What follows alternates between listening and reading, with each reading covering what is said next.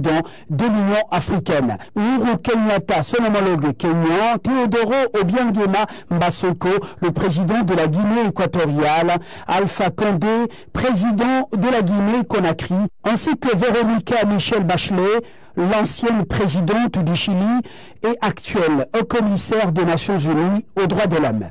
Le président de la République regagne Kinshasa ce mardi après sa première participation à un sommet de l'Union africaine en qualité du chef de l'État avec une moisson très abondante pour le tout premier dirigeant de l'alternance à la tête de la République démocratique du Congo. Et pour commenter cette première sortie, je reçois sur ce plateau Félix Kabala. Il est cadre honoraire de l'UDPS France, mais aussi il a été porte-parole du Cap pour les changements lors de la campagne électorale. Bonsoir. Bonsoir. Alors on l'a vu, on l'a suivi avec vous, le chef de l'État Félix Tshisekedi a été accueilli grandement, les bras grandement ouverts par tous ses homologues africains. Est-ce que cela est assez suffisant pour parler d'une première totalement réussie à l'Union africaine? C'est un succès diplomatique. Cela démontre les qualités que jadis la personne qui était le candidat, président de la République, les fonctions qu'il a occupées au sein de l'UDPS pendant plusieurs années en tant que notre ministre des Affaires étrangères, secrétaire national chargé des relations extérieures, aujourd'hui cette expérience a parlé. Et cette expérience a été découverte le monde entier, pas à travers n'importe quelle institution, mais l'Union africaine. Tous ses pairs l'ont reconnu, cette qualité, cette grande légitimité, bien entendu, qui provient de Congolais qui détiennent la souveraineté de l'État congolais, qui lui ont octroyé ce mandat, confirmé par les institutions de l'État. Aujourd'hui, c'est le Congo qui rayonne à travers le monde, parce que nous devons le signaler que le président, son Excellence, le président de la République, Félix Antoine Tshisekedi Tshilombo, à travers quelques voyages dans quelques pays, son message de coopération bilatérale et multilatérale a rayonné à travers le monde. Il était l'attraction de tous, tout le monde voulait serrer sa main, les images parlent d'elles-mêmes. Alors je vais vous garder pour parler de ce deuxième sujet. Je l'ai annoncé en début du journal, la commémoration du 37e anniversaire de la création de l'Union pour la démocratie et le progrès social se tiendra le 15 février prochain au siège de ce parti dans la commune de Limete. Il n'y aura donc plus de meeting à la place Sainte-Thérèse. Augustin Kabouya, le secrétaire général adjoint en charge de la communication, l'a confirmé. Question d'après lui de couper court à la polémique qui naissait déjà sur une éventuelle comparaison avec le meeting de la MOCA à la même date, c'est-à-dire le 2 février. Toutes les activités auront lieu au siège du parti.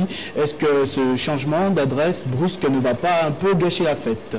Aucune fête ne sera gâchée. Vous savez, nous devons nous comporter comme un parti au pouvoir, et c'est ce que nous sommes en train de faire. Vous savez, il n'y a pas de comparaison, et nous ne devons pas continuer à se comporter comme si nous étions en campagne électorale. La campagne électorale est restée bel et bien derrière nous. Aujourd'hui, la République démocratique du Congo a un chef de l'État qui s'appelle Félix Antoine Tshisekedi. Félix Antoine Tshisekedi Tshilombo, c'est lui qui occupe la tête de l'État, et le parti qu'il a porté au pouvoir s'appelle l'UDPS, bien sûr, bien entendu, à travers la coalition cash avec nos partenaires, l'UNC et nos alliés. Donc il n'est nullement question de faire des comparaisons, parce que nous sommes dans l'option à pouvoir relever les défis qui se présentent devant nous, et non à faire le combat et faire des comparaisons qui ne nous aideront pas à avancer. Félix Kabala, un mot sur l'histoire, mais aussi les perspectives de ce grand parti en République démocratique du Congo. Quels sont les grands projets dans les années qui vont suivre pour l'UDPS? Vous savez, l'UDPS a longtemps combattu des antivaleurs depuis sa création. L'UDPS a toujours rêvé apporter le bien-être au peuple congolais. Ce combat, on l'a mené au sein de l'opposition, une opposition républicaine, responsable, à travers une lutte non armée, non violente, dans le respect de la loi. Aujourd'hui, cette patience est porteuse de beaucoup de fruits, dont le plus principal est la magistrature suprême. Et avant de nous séparer, je vais vous poser une question un peu plus directe et assez personnelle. Quel est le plus beau souvenir que vous gardez de ce parti qui aura aujourd'hui 37 ans? Le combat de Étienne Tshisekedi Wamulumba, c'est le plus beau souvenir que tout Congolais, toute tendance confondue, de l'UDPS ou pas de l'UDPS, peut avoir de ce grand parti. Le combat de cet homme intègre qui nous manque profondément, que si l'on pouvait demander à Dieu, le Créateur, de recommencer l'histoire de la création, on serait bien content de l'avoir à côté de nous, en train de voir son Excellence, qui est son fils biologique, Félix Antoine Tshisekedi Tshilombo, à la tête de l'État. Merci beaucoup Félix Kabala et joyeux anniversaire. Merci beaucoup. Je rappelle que vous êtes cadre de l'UDPS, cadre honoraire de l'UDPS France. Vous avez été également porte-parole du Cap pour les changements lors de la campagne électorale, désormais installé à Kinshasa. Je suis présent dans mon pays, ma terre natale. D'accord, merci. On espère se revoir plus tard. À l'Assemblée nationale, entre-temps, la commission chargée de l'élaboration du règlement intérieur sera mise en place ce mercredi, conformément à la Constitution, le règlement intérieur de l'Assemblée nationale qui fixe la durée et les règles de fonctionnement du bureau, les pouvoirs et prérogatives de son président ainsi que deux autres membres du bureau. La validation des mandats des élus du peuple interviendra au cours de la plénière prévue ce mercredi 13 février 2019 à l'Assemblée nationale. Selon le secrétaire rapporteur du bureau provisoire Jackson AOC à Fingoto. La validation des pouvoirs des élus ou des députés nationaux. Et pour ce faire, il y a eu une plénière qui a été convoquée la fois passée, c'était le 6 février passé, laquelle plénière a mis à place 26 commissions pour examiner cette question précisément. Le processus lancé le 6 février dernier est presque arrivé à sa fin et les 26 commissions spéciales constituées sont en phase de toilettage de leur rapport de vérification des dossiers des députés. De manière opérationnelle, ces commissions ont été mises, chacune de nos provinces a été transformée à une commission spéciale. Et on a croisé maintenant les commissions, c'est-à-dire la commission province X vérifie les dossiers de province Y. C'est comme ça que toutes ces 26 provinces ont travaillé. Donc c'est aujourd'hui, par rapport au terme de référence de la plénière passée, c'est aujourd'hui que prendra fait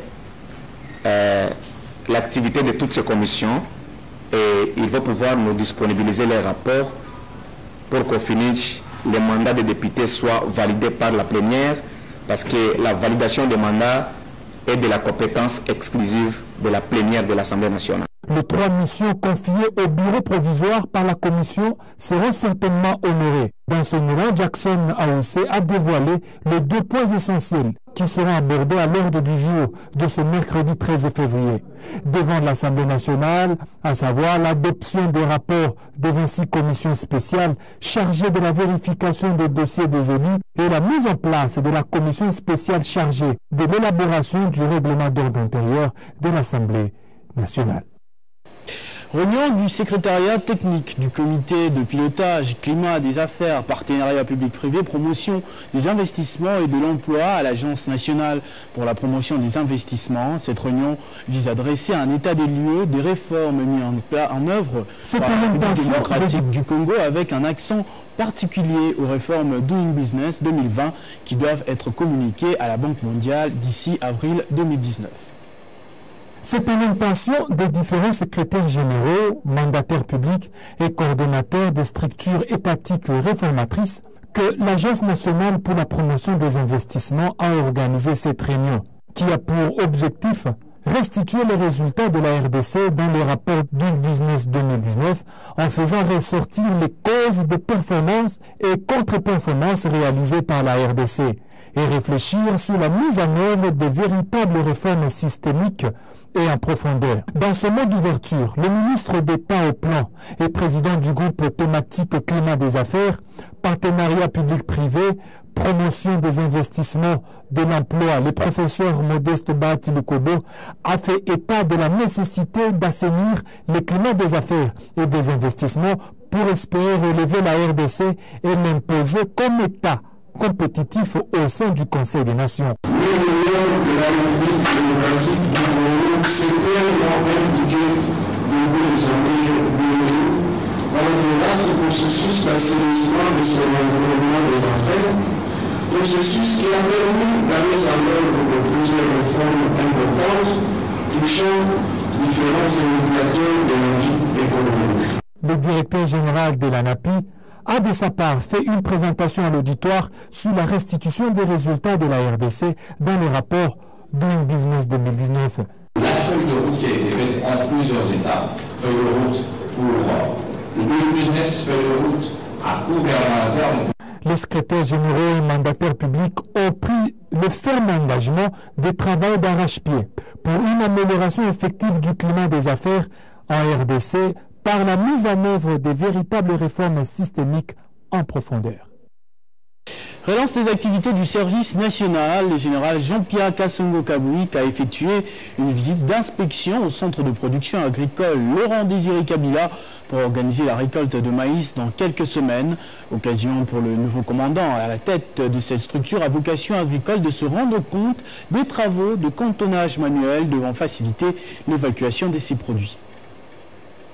La production de maïs, haricots et autres produits de première nécessité dans le centre agricole Laurent-Désiré Kabila à Kanyamakasese, dans le Olomami, était aux arrêts il y a 2 décennies. Pour relancer les activités dans le centre de production agricole, le général de brigade, Kasongo Jean-Pierre, a été nommé à la tête du service national avec comme priorité de relever les centres de production et maximiser la production agricole afin de subvenir aux besoins de la population du Olomami et booster le développement économique du pays. Et pour se rendre compte de la bonne marche des activités, le général de brigade Jean-Pierre Kasongo, accompagné d'une forte délégation d'experts agricoles, a effectué une visite d'inspection dans les hectares de maïs qui se trouvent déjà prêts pour la récolte. L'occasion était également propice pour visiter les entrepôts où seront stockés plusieurs tonnes de maïs et haricots. L'objectif cette année, c'est de faire 2500 hectares de maïs pour une production de plus ou moins 15 000 tonnes. Je vous dis avec ça, la famine dans la région ici va baisser. C'est à partir du service national qu'on va commencer à reconstituer la réserve stratégique, comme dans d'autres pays. Il était également question de se rendre compte des infrastructures routières, des voies d'évacuation des produits de première nécessité. D'ici déjà le mois d'avril, mois de mai, on va commencer la récolte. Ces produits vont aller vers le sud, côté Kamina, ainsi de suite, le Lubumbashi, Mbujima, inonder tout ce marché-là. Mais comment on va les évacuer? Et si on les évacue pas, ça va pourrir ici. D'où la réhabilitation sans délai s'impose. Les anciens de l'UNIKIS ne sont pas restés indifférents après les malheureux incidents survenus au sein de cet établissement. Après avoir constaté les dégâts, ils comptent s'employer à trouver des solutions durables. Ils sont tous ministres, députés nationaux et professeurs, tous rassemblés autour d'une seule cause, la paix au sein de l'université de Kisangani. Nous allons jeter un discrédit sur l'enseignement supérieur de la République démocratique du Congo. Ces anciens de l'UNIKIS se sont réunis à Kinshasa pour analyser la situation qui prévaut dans leur alma mater à la suite des violences qui ont conduit à la suspension des activités académiques. Nous sommes rencontrés autour de ces déjeuners avec les anciens de l'université de Kisangani. Et nous avons aussi les honorables députés nationaux, bien sûr, de la Chopo, pour analyser la situation qui se passe à l'université de Kisangani. Heureusement pour nous, les professeurs de l'université étaient avec nous. Tous plaident pour le retour de la paix à la 3e université publique de la RDC. Après leurs échanges, ils attendent porter le dossier au gouvernement, mais aussi à la haute autorité du pays. Nous allons maintenant atteindre les autorités compétentes pour essayer d'analyser cette situation. Non seulement analyser, mais trouver des solutions. En ce qui concerne les étudiants, en ce qui concerne les professeurs, pour que la paix règne à l'université de Kisangani. Malgré la menace des professeurs de l'université de Kisangani qui courent encore, les anciens de cette université appellent toutes les parties au dialogue avec l'implication du gouvernement. Le désastre causé par la dernière pluie torrentielle qui s'est abattue sur la ville de Kananga a poussé le gouverneur de province Denis Kambayi à faire le tour de la ville pour en constater l'ampleur de ses propres yeux. Il est prévu dans les jours qui suivent des travaux de réhabilitation. Après avoir visité la semaine dernière en compagnie de quelques opérateurs économiques ayant exprimé la volonté d'épauler l'autorité provinciale dans la réalisation des travaux de réhabilitation du stade des jeunes,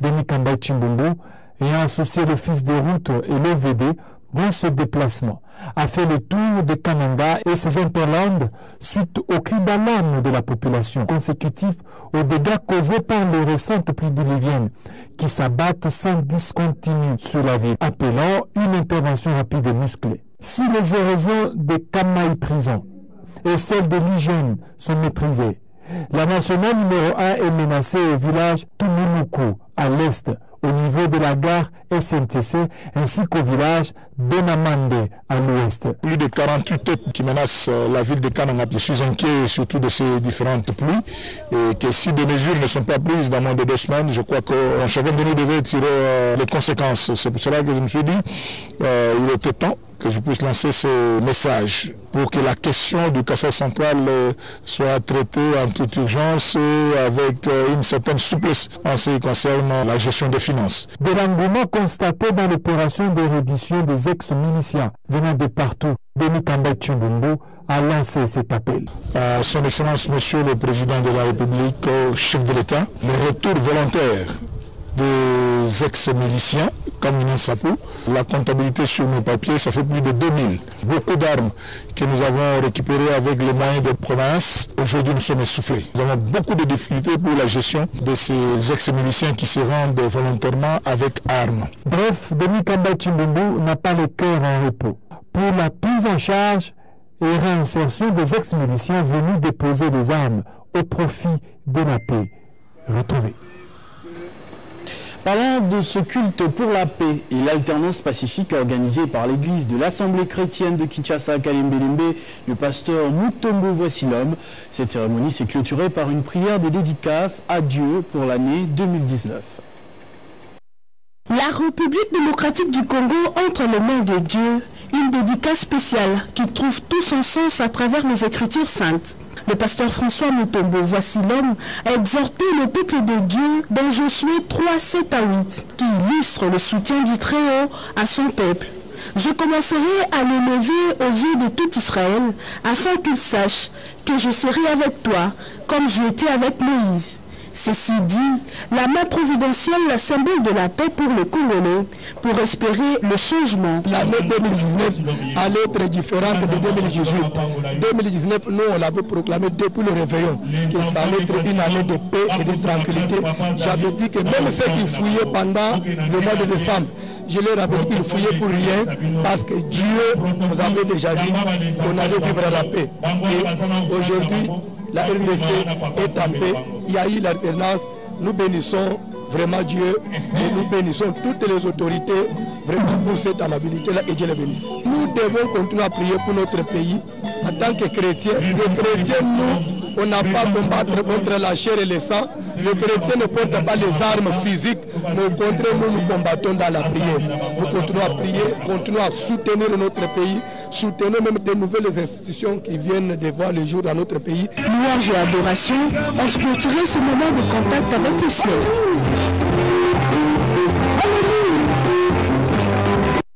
Il y a 36 ans que disparaissait le Grand Calais, une des principales icônes de la musique congolaise, mais aussi africaine. Joseph Athanas Kabasele, célèbre chanteur et chef de groupe, considéré dignement à ce jour comme le père de la musique moderne. Il a laissé de nombreux fans séduits et captivés par sa musique, et ce n'est pas le président de la République honoraire, Joseph Kabila, qui nous dira le contraire dans cet extrait.